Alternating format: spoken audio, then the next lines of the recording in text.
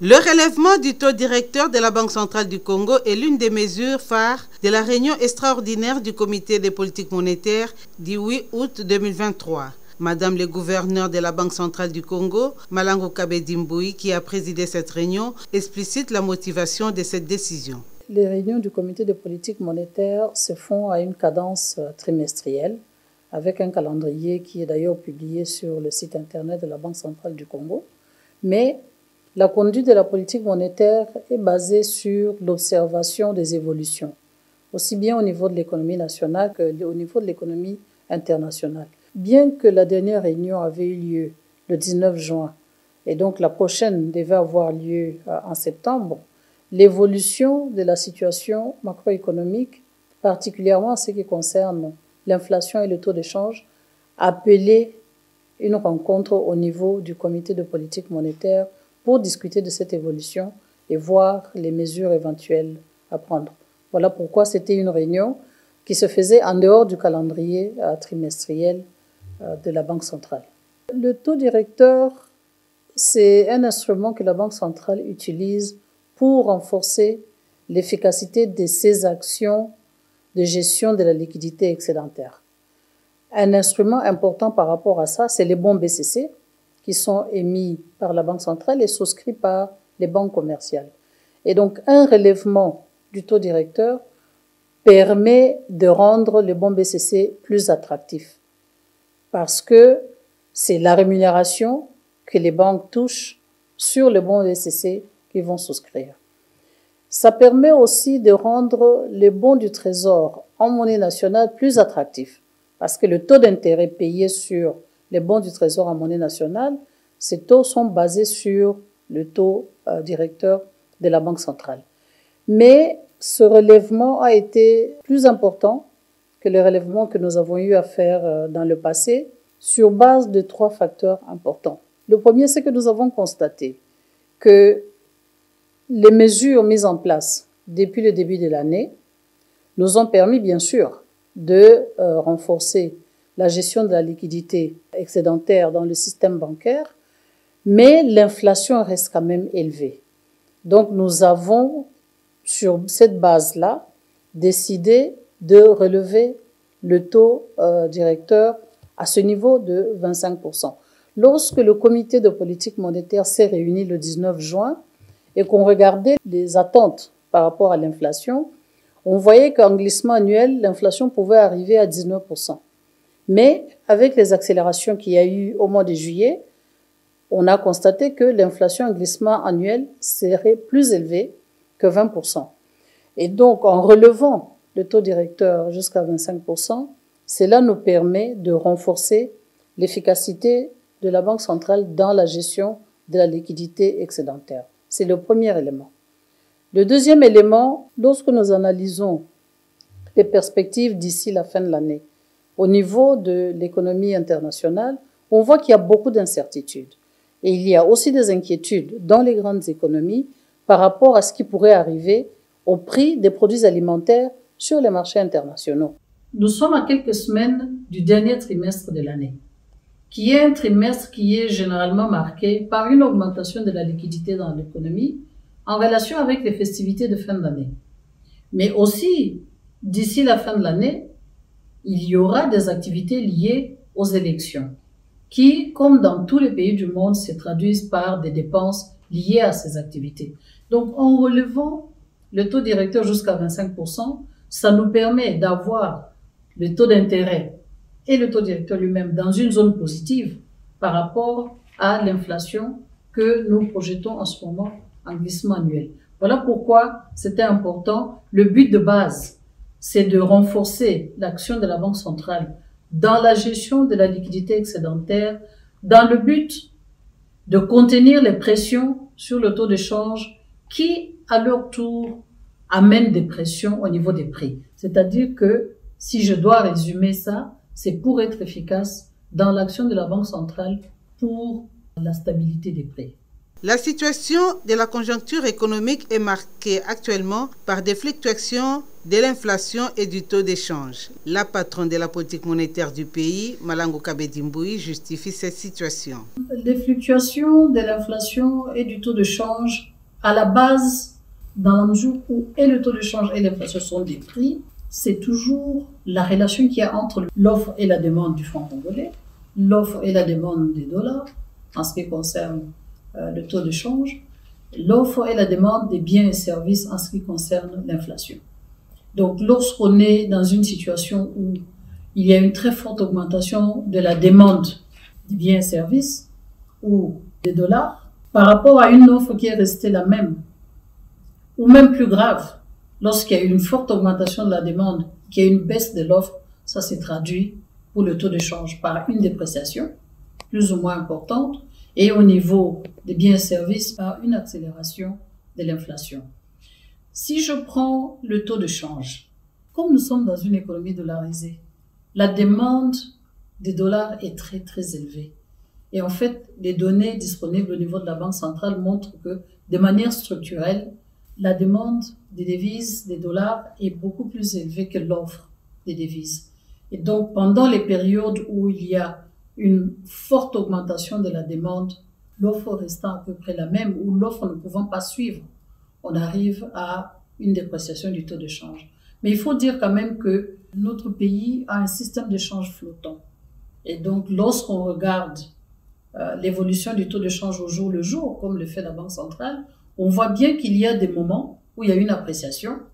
Ça a été le cas après la première moitié du mois de juillet, mais aussi de manière générale, on observe qu'on peut avoir 3-4 jours de suite où il y a une appréciation.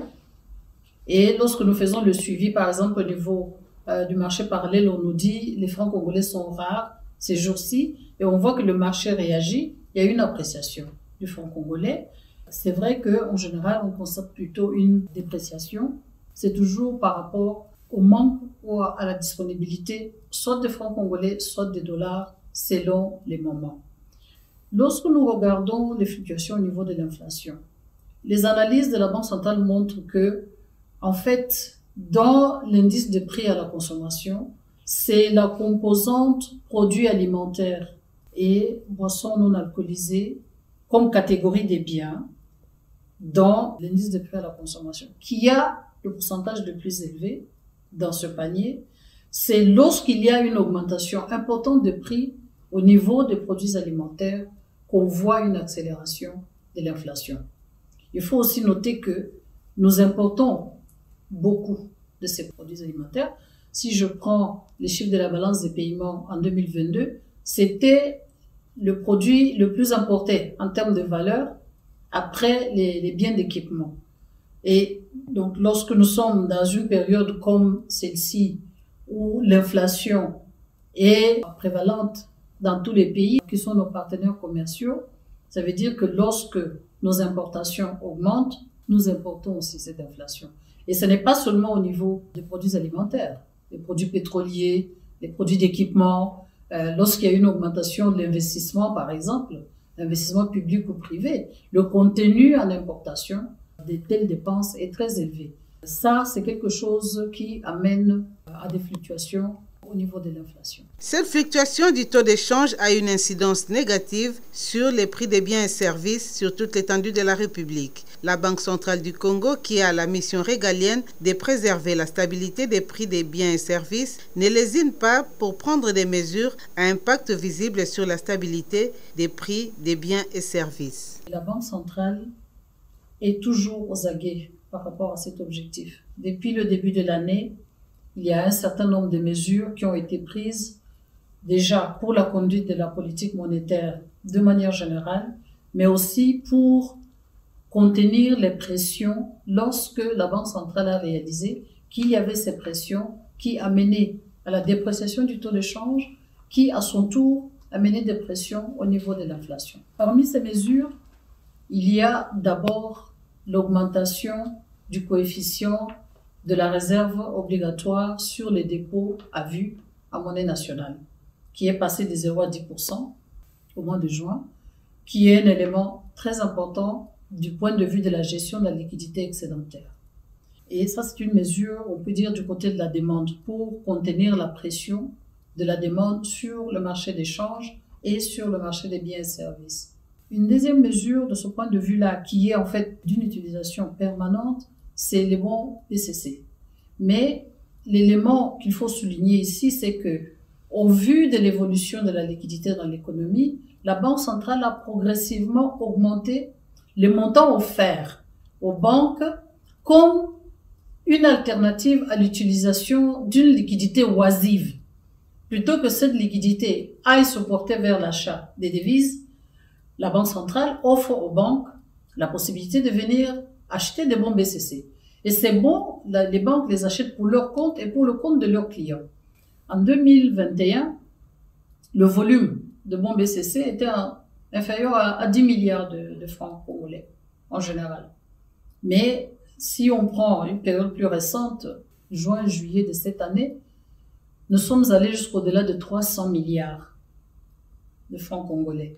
Ça veut dire que c'est autant qui est stérilisé par la Banque centrale pendant la durée de ces bons, parce que nous avons des bons à 7 jours, à 28 jours et à 84 jours.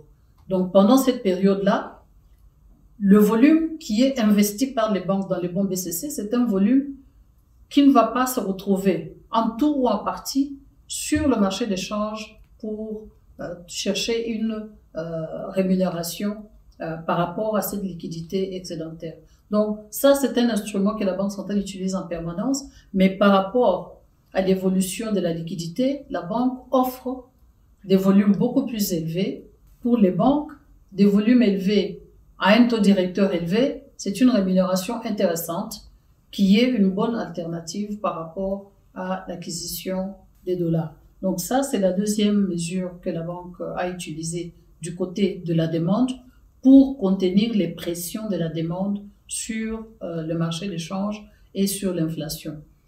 Mais la Banque centrale a eu aussi à intervenir du côté de l'offre lorsqu'elle s'est rendue compte que l'offre était insuffisante sur le marché des changes. La Banque centrale a vendu des devises aux banques et depuis le début de l'année, le montant total vendu s'élève à 300 millions de dollars. Et ce montant est vendu pour ajouter à ce qui est disponible au niveau des banques pour satisfaire la demande de leurs clients qui en ont besoin pour leurs dépenses locales, mais aussi pour ajouter les moyens des banques pour financer l'importation des produits dont nous avons besoin. Donc, la Banque centrale est intervenue pour vendre ces devises pour éviter qu'il y ait des pressions, que l'offre insuffisante par rapport à la demande ne se traduise par une dépréciation additionnelle du taux de change. Et le dernier élément, c'est le taux directeur que la Banque centrale a utilisé pour renforcer ses autres actions du point de vue de la gestion de la liquidité excédentaire. Toutes ces actions prises par la Banque centrale ont besoin d'être complétées de façon à ce que notre pays puisse s'engager pour longtemps dans une période où il y a stabilité des prix, stabilité du taux de change, et ça c'est très important pour réduire le niveau de dollarisation de l'économie. Compléter comment? Par des actions à court terme, à moyen terme et des actions à long terme. À court terme, c'est surtout la mise en œuvre des mesures de stabilisation prises récemment au niveau de la politique budgétaire et de la politique monétaire. Ces mesures prises récemment, ajoutées aux mesures prises par la Banque centrale depuis le début, ont déjà produit des effets. Et cette coordination, cette mise en œuvre continue permettra de pérenniser la stabilité que nous constatons depuis 3 semaines au niveau du taux de change tout au moins, ou même d'aller vers la possibilité d'une appréciation. Lorsqu'on prend la moyenne sur les grandes places, le taux de change sur le marché parallèle est à 2430 à l'achat, 2460 à la vente. Et le marché interbancaire a commencé aujourd'hui avec 2472. Donc les mesures prises ont eu de l'effet par rapport au taux très élevé que nous avons constaté à un moment donné au mois de juillet, 2600, 2700 francs congolais pour $1. Aujourd'hui, nous sommes 2430 à l'achat, 2460 à la vente sur le marché parallèle et 2472 au niveau du marché interbancaire. C'est pour dire aussi que aujourd'hui, il n'y a rien. Les données sur le marché ne peuvent pas permettre de comprendre que certains opérateurs économiques soient justifiés d'utiliser un taux plus élevé, au-dessus de 2500 ou encore moins à 2600. Les actions qui sont prises au niveau de la Banque centrale, au niveau du gouvernement, au niveau des finances publiques, sont mises en œuvre de manière déterminée pour pouvoir arriver à l'objectif de la stabilité de prix, à pouvoir combattre efficacement l'inflation. Lorsqu'on regarde au niveau de l'inflation, on a vu une certaine décélération. Au début du mois de juillet, par exemple, l'inflation hebdomadaire était de 1,4% sur une semaine. Mais la semaine dernière, l'inflation était autour de 0,15%. C'est-à-dire qu'on commence à voir l'effet au niveau de l'inflation aussi. Il faut reconnaître que, de manière générale, les prix restent encore élevés. La décélération qu'on a vue, l'appréciation, la stabilisation au niveau du taux de change ne s'est pas encore vraiment traduite par une baisse de l'inflation. Et ça, c'est dû au fait que l'effet, en ce qui concerne la transmission de la dépréciation sur les prix, s'est fait de manière asymétrique. C'est-à-dire que lorsqu'il y a une dépréciation, surtout lorsqu'elle est forte, les agents économiques s'attendent à ce qu'il y ait hausse des prix. Et ils augmentent les prix, même juste par la spéculation. Mais lorsqu'il y a appréciation, les opérateurs économiques craignent de faire de pertes au niveau de leur capital, les profits qu'ils faisaient lorsque le taux était déprécié, et ils ont une attitude d'attentisme avant de pouvoir traduire l'appréciation du taux de change au niveau de leur prix. Mais, comme je disais tantôt, avec la poursuite des mesures qui sont en cours en ce moment, certainement le marché va arriver à intégrer de manière définitive le fait que les politiques mises en œuvre en ce moment visent à réduire l'inflation. Et donc, à ce moment-là, on devrait arriver à avoir des résultats. Donc ça, c'est les éléments au niveau des actions de court terme qui devraient compléter les mesures mises en œuvre au niveau de la politique monétaire. Il y a aussi des actions à moyen terme. La plus importante, c'est l'augmentation de l'offre des biens et services. Parce qu'aujourd'hui, si on constate effectivement que il y a eu appréciation de la monnaie, mais l'inflation est restée élevée, c'est parce que la dépréciation est un élément important qui mène à la hausse de prix. Mais ce n'est pas le seul. S'il y a une offre insuffisante, même s'il y a une appréciation de la monnaie pendant longtemps, ça ne pourra pas régler le problème de l'inflation. Et donc, à moyen terme, il faut véritablement qu'il y ait des actions mises en œuvre efficacement pour augmenter l'offre de biens et services. Il y a enfin des actions à long terme.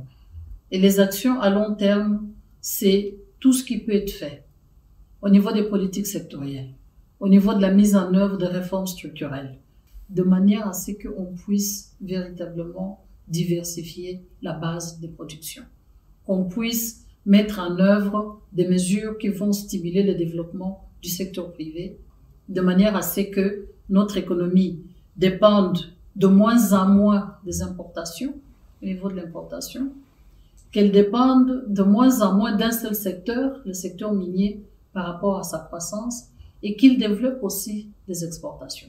C'est avec tous ces éléments, à court, moyen et long terme, c'est tous ces éléments qui vont nous permettre d'amorcer et de rester dans une période longue de stabilité de taux de change, une période longue d'une inflation qui est faible. La Banque centrale maintient encore aujourd'hui un objectif de taux d'inflation de 7% à moyen terme et met tout en œuvre pour qu'on y arrive.